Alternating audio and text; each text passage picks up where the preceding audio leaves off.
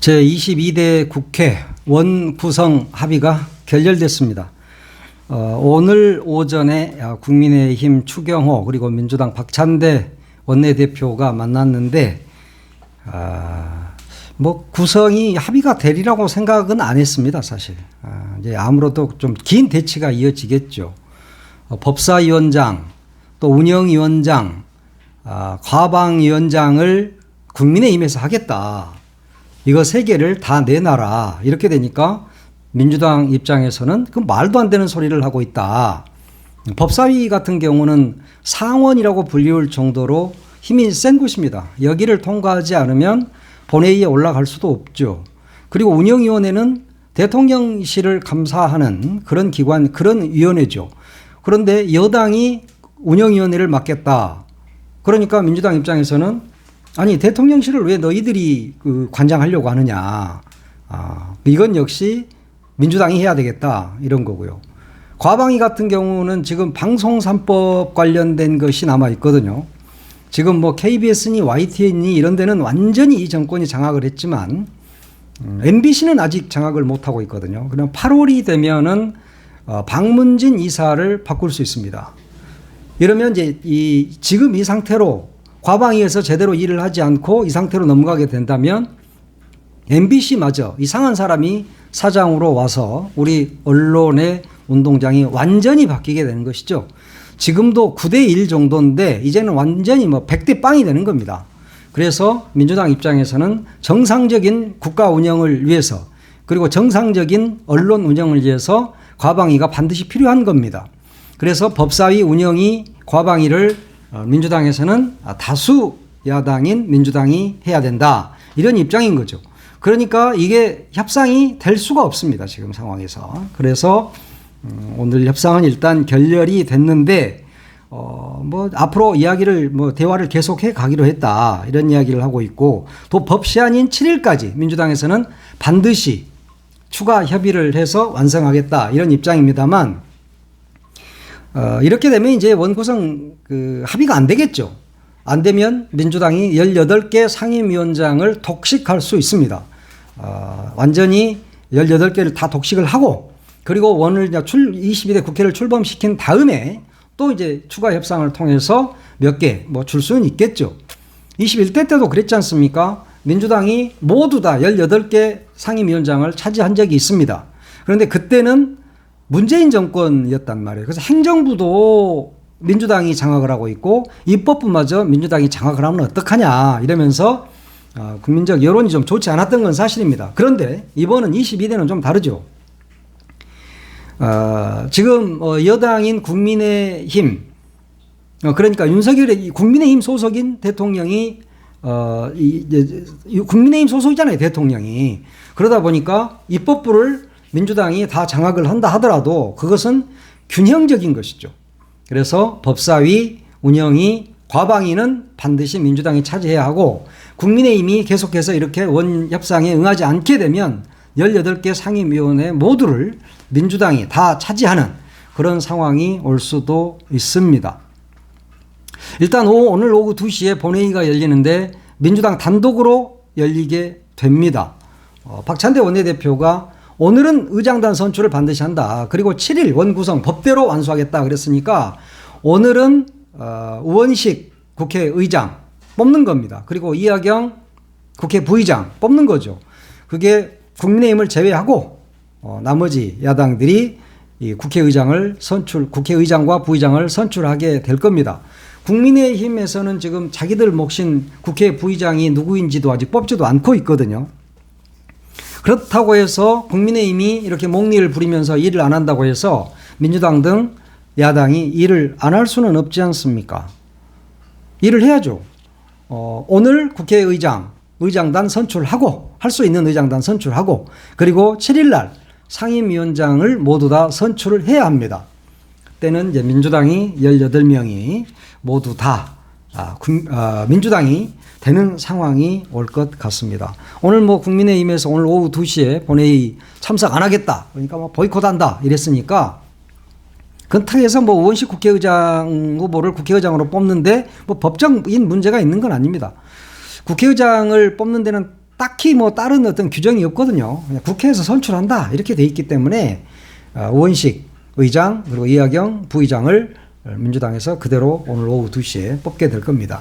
이제 의장단이 출범을 하게 되면 상임위원장을 뽑게 되고 그때 국민의힘은 이제 또 계속 목리를 부리긴 하겠죠. 우리도 뭐 우리가 반드시 법사위원장, 운영위원장, 과방위원장을 해야 된다 이렇게 목리를 부릴 텐데 절대 그 세 개 그리고 그 외에 중요한 그런 상임위는 저들한테 넘겨줘서는 안 될 것입니다. 지금 나라를 지금 요모양 요꼴로 만든 게 국민의힘인데 거기에다가 가장 중요한 위원회를 다 넘긴다면 이 나라가 죽도 밥도 아니다.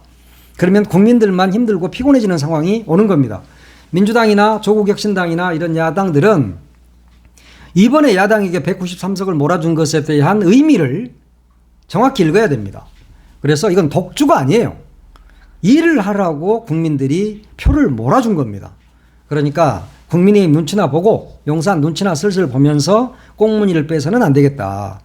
민주당도 일을 똑바로 잘해야 돼요. 자기네들끼리 무슨 국민의힘과 민주당 의원들이 서로 뭐 적대시 합니까? 사실은 다 친한 사람들이잖아요. 자기네들끼리. 그러면서 국민의힘한테 뭐 중요한 거 다 넘겨주고 이러면 안 돼. 이러면 민주당에도 타격이 온다. 이제는 일을 정말 정확히 제대로 좀 했으면 좋겠다는 생각이 듭니다. 이렇게 일도 않고 이러니까 천공이가 또 나서가지고 무슨 뭐 우리가 산유국이 된다 이따 이 말을 하더니 또 유튜브에서 좌파가 정부를 엎을 수 있다. 그래서 탄핵도 가능하다 이런 이야기를 했답니다. 이야, 이 천공이 드디어 이게 탄핵 될 것 같아 이러니까 말을 딱 띄우는 거죠. 야, 탄핵이라는 말이 천공 입에서 나왔다는 것은 그만큼 지금 윤석열 정권이 위험한 상황까지 와 있다. 그리고 천공이가 봐도 일을 이렇게 못하는 사람은 처음 본 거 아니에요? 꼴찌잖아요, 꼴찌. 지금 지지율이 몇 프로 나옵니까 지금? 말이 21%지 사실은 이게 10%대라니까요. 그러니까 천공 입장에서도 아무리 저쪽한테 좀 뭔가 좀 이렇게 힘을 실어주고 싶어도 이렇게 그냥 탄핵도 가능하다 이렇게 이야기하는 거예요. 그리고 그냥 한 2주 전에 그 유튜브에서도 산유국 이야기를 그냥 미리 해가지고 다 김 빼버리잖아요. 네? 그런 거예요. 그냥 탄핵 가능하다 이 이야기, 천공의 이 이야기는 천공이 뭐 대단한 인간은 아니지만 별것도 아니지만 그래도 그 사람 입에서 탄핵이라는 말이 나왔다는 점에서 윤석열 김건희를 엄청 좋아하고 그들을 자기가 대통령으로 만들었다고 말하는 사람인데 이 사람 입에서 탄핵이라는 말이 나왔다는 것은 탄핵이 가까워 오고 있다. 정치권 여기저기에서도 탄핵이라는 말이 연일 나오고 있죠. 막 나옵니다.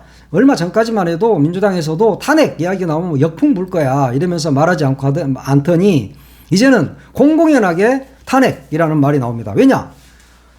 아니 국민 10명 중에 2명도 안 되는 사람 정도가만 지지를 하니까 그리고 70대 이상에서만 조금 지지하잖아요. 그리고 TK에서도 사실상 돌아선 거 아닙니까? 그러니까 탄핵이라는 말이 너무너무 자연스럽게 나오는 겁니다. 추미애 의원도 그와 관련된 이야기를 했습니다. 물론 페이스북이죠. 긴급 제한 육행시 챌린지에 참여해달라 이러면서 육행시 챌린지에 참여해달라고 그러면서 본인이 이제 육행시를 썼단 말이에요. 근데 그걸 보니까 추미애 의원이 쓴 게 있어. 육행시. 탄성이 쏟아질 줄 알고 핵펑따끔 발표를 몸소 했건만 만만한 백성들아 답답한 궁상들아 이 나라 석유 노다지라 해도 다 돌아서네 여보밖에 없어 그랬습니다. 그러니까 앞 글자만 쫙 읽으면 어떻게 됩니까? 탄핵이 답이다 이겁니다. 추미애 의원이 국회의장이 될 줄 알았다가 안 되니까 뭐 더 세게 나가신가? 예, 석유가 노다지라 해도 다 돌아서네. 그 말은 어제 석유 어쩌고저쩌고 발표를 했는데도 불구하고 국민들이 그게 뭐 원래 나오던 데야. 그리고 경제성 없잖아. 그거 어떻게 믿어 너를. 박정희 때도 다 써먹었던 거요. 이렇게 지금 나오고 있는 거잖아요. 사실 박정희 때 제대로 한번 써먹고 그 중정이 써먹은 거잖아요. 솔직히 중앙정보부가 장난친 거잖아요. 그거 모르는 사람이 어디 있어요. 그래가지고 엄청나게 역풍을 맞았거든. 그러니까 그 어떤 정권에서도 석유 나온다는 말을 안 한 거예요. 그동안은 시추는 계속 했어요. 거기. 아니, 시추라는 표현보다 뭐 이제 나오는 조사 계속 그건 했단 말이에요. 그래도 석유 나온다 이런 발표 잘 안 했잖아요. 시추나 해보고 제대로 나오기나 했을 때 발표를 해야지. 이딴 식으로 발표를 하니까 국민들이 어제 근데 그 TK 쪽 언론은 완전히 거의 산유국 됐다고 만세 만만세 불렀다는 이야기가 있습니다. 뭐 그쪽 신문을 보지는 않았어요. 그런데 뭐 그런 이야기가 좀 있더라고요. 근데 마지막에 다 돌아서네. 여보밖에 없어. 여보가 누구요? 김건희네. 근데 여보 믿고 하여튼 뭐 여보 믿고 가긴 가죠. 지금 여보 믿고 가고 있는데 여보가 지금 위태로워. 여보가 진짜 위태롭습니다. 이원석 검찰총장 오늘 아침에 출근길에도 이틀 전에 했던 말, 그 말을 다시 곱씹었습니다. 기자들이 이렇게 물어봤어요. 김건희 여사 수사 필요성에 대해서 말씀하셨다는 이야기가 있던데 어떤 차원에서 한 말입니까? 라고 이원석 총장한테 물어보니까 이제 저희 검찰이 하는 일을 여러분께서 지켜봐 주시면 감사하겠다 그랬습니다. 물론 뭐 이원석 검찰총장 말을 믿을 수가 있습니까? 지금 이원석이가 뭐 한 일도 아무것도 없는데 그걸 어차피 똘만이잖아요. 그렇기 때문에 별게 아니다 그랬는데 지난 3일 퇴근길에서 이런 말을 한 적은 있어요. 우리 법 앞에는 예외도 특혜도 성역도 없다.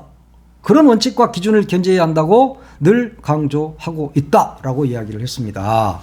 그러니까 이 이야기가 뭡니까? 예외도 특혜도 성역도 없다. 이러니까 언론에서는 김건희 소환하는 거 아니야? 이런 이야기가 있었던 거죠. 예? 그러니까 기자들은 이제 금방 어떤 말 하나를 듣고 야 이쯤 되면 성역도 그러니까 그동안에는 성역과 특혜로 김건희를 감싸고 있었는데 특혜다가 없다. 이런 아주 언론적인 이야기를 한 거예요. 검찰은 그냥 거짓말을 합니다. 이렇게 원칙과 법대로 법과 원칙에 따라 수사하겠습니다. 이따고 이 말은 언제든지 그냥 하는 말이잖아요. 그런데 부풀리기 좋아하는 기자들이 야 김건희 소환하는 거 아니야? 막 이딴 식으로 기사를 썼단 말이에요. 그러니까 용산에서 발끈한 겁니다. 중앙일보 오늘 그 기사를 보면 이런 게 있어요. 대통령실에서 이랬대요. 아무 조율도 없이 공개 소환 통보를 하는 거냐? 이렇게 대통령실에서 반발했다. 이렇게 중앙일보가 기사를 썼습니다. 그러면서 대통령실 관계자는 이제껏 소환 시점 조율은커녕 소환 조사가 필요하다는 언급조차 없었던 상황이다. 이런 식으로 공개 소환 통보를 한 의도를 알 수 없다. 이렇게 이야기를 했답니다. 그러니까 이원석이 너 지금 뭐 하고 있는 거야? 그동안 조율 한 번도 없었잖아. 근데 왜 이런 식으로 말해? 라고 이야기를 하고 있는데 사실은 이원석이가 소환 안 한다니까요. 할 능력이 없어. 할 힘이 없어요. 그런데다가 대통령실이 못을 한번 더 박은 거죠. 너 지금 뭐 하고 있어? 원석이 너 죽을래? 이렇게 이야기를 하고 있는 거죠.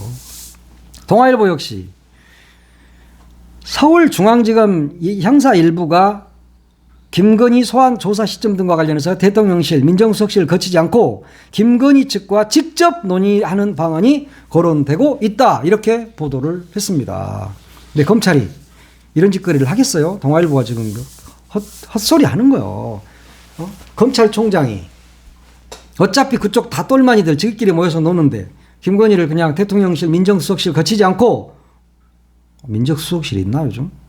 만들었지 얼마 전에. 김주현이가 거기 실장이지. 거기 거치지 않고 김건희한테 바로 전화해갖고 언제 소환 우리 날짜 잡을까요? 뭐 데이트하냐? 하기야 대통령 개인폰 쓰고 무슨 뭐 사귀는 것도 아니고 말이야. 사귀는 남자끼리 사귀지는 않겠지만 하여튼 개인폰 쓰고 난리를 친다던데 검찰이 김건희한테 전화해가지고 대통령실 제끼고 하겠어요? 하겠어? 상식적으로 말도 안 되는 소리들 하고 있어. 검찰이 지금 이 정권이 검찰 믿고 가고 있는데 검찰이 그딴 짓을 하겠냐고. 그러니까 장경태 민주당 최고위원이 오늘 아침에 이런 이야기를 했습니다. 김건희 여사를 한 번도 소환조차 못하는 검찰을 누가 신뢰할 수 있겠느냐. 그러면서 수사 기소권을 가진 국가기관의 재편이 있을 수도 있다. 그러니까 검찰 너희들 기소청으로 바꿀 수도 있다. 이렇게를 하고 있는데 민주당에서는 그러고 싶겠죠. 지금 다. 그러나 지금 권력은 윤석열이 잡고 있고 검찰 독재 정권이다. 그래서 이런 것도 민주당이 정말 치열하게 싸워야 됩니다. 죽도록 싸워야 되는 거예요. 그래서 검찰의 저 못된 짓거리들을 분쇄하고 기소청으로 만들어내야 되는 겁니다. 장경태 최고는 이런 말을 했어요. 진짜 이렇게 가면 이원석이 네가 마지막 검찰총장이 될 거야. 검찰 다 해체할 거야. 뭐 이런 의미의 이야기를 했다고 그러는데 민주당이 제대로 싸우지 않으면 그게 가능하겠습니까? 사실 지금 뭐 이원석 검찰총장한테는 이런 말을 했다. 바다 위에 떠 있는 돛담배 같은 존재다. 지금 검찰총장 손발이 다 잘렸는데 무슨 수로 입만 살아가지고 하겠느냐. 네, 맞습니다. 이 지적이 정확한 지적인 거예요. 이원석이가 김건희를 소환할 것처럼 그 가능성에 대해서 시사를 했다라고 기자들이 기사를 썼을 뿐 이원석은 그럴 생각도 없고 그럴 힘도 없는 바다 위에 떠 있는 돛담배 같은 존재인 것입니다. 이 나라가 요모양 역골로 가고 있어. 그러니까 천공이가 탄핵될 수도 있다라고 이야기를 한 겁니다. 탄핵이 딱 시작이 되면 천공이 또 예지력이 있는 사람이 되는 거야. 야, 천공 빨라. 탄핵될 것 같으니까 미리 그냥 탄핵을 탁 던져놔. 내가 말했잖아. 그때 너 탄핵된다고. 그때 왜 내 말 안 들었어. 지금 이러려고 그러는 거잖아요. 나도 그 정도 예지력은 있어. 예. 그러잖아요. 밤이 지나면 새벽이 오는 거야. 그런 거하고 똑같은 거예요. 그게 무예지력이요. 이따위로 일 못하는데 그러면 탄핵이 답이지. 예? 탄핵이 답이다고 추미애 의원이 이야기하고 있는 거잖아요. 그게 천공이 거기다 숟가락 얹은 거잖아. 너 탄핵될 수 있어. 조심해. 탄핵되면 내가 말했지. 이렇게. 그런 겁니다. 그래요. 하여튼 국회의원 구성도 잘 안 되고 그렇지만 다수 의석을 가진 민주당이 확실하게 밀어붙여서 국민에게 도움이 되는 국회의원들이 좀 됐으면 좋겠다. 일 좀 열심히들 잘 하시기 바랍니다.